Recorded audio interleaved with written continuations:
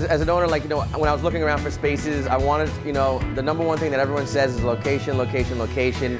I worked in downtown. I worked in Penn Quarter for 4 years. I lived over there. I know the business. I know the lunch. I know the dinner. I know the Verizon. So for me, I mean, to be by the Verizon, by the convention center, I mean, you have everything right there. And rents might be a little bit more money, but you'll do more business. Well, this area has changed so much for the better, but a dramatic difference in the last 15 years, especially here in the Penn Quarter area with a number of restaurants, new tenants and neighbors, commercial establishments, and some really key organizations that have decided to take up residency here. This is a great space and opportunity for us to be here because we do bring that added culture to this area that is so vibrant now. You've got games and concerts and restaurants and other businesses that have really come up since we have been here. So it's full of life, and this just goes to what's really happening in downtown DC.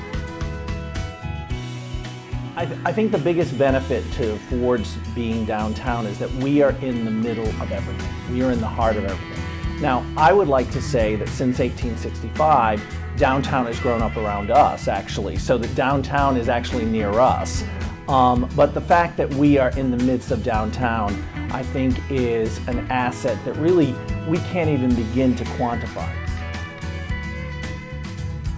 Well, Washington Metro is the economic heart of this region. And people come here, visitors and business people, to work. We also provide the transportation for people seeking an education, for people shopping, and of course for the workers who have to come here to get the job done.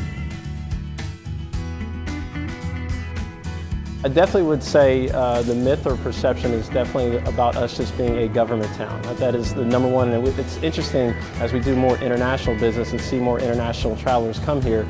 I think people are blown away about all that the city has to offer. So again, I think that's the biggest misperception when they experience all the cool restaurants, amenities, and in addition to the museums and monuments, I think that's really the hidden secret that we need to promote a lot more.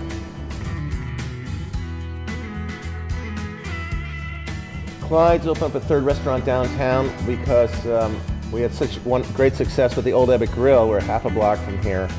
The space became available. The Old Ebbitt's, I think, the 5th busiest restaurant in America in the country.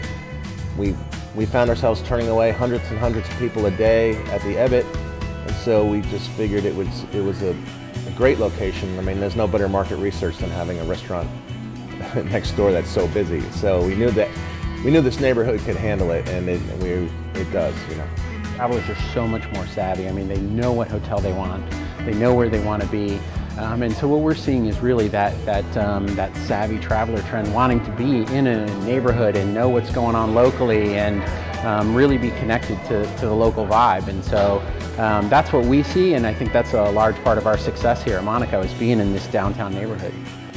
You don't have to sell the area at all. People know this area now. It's not like blacklisted on something.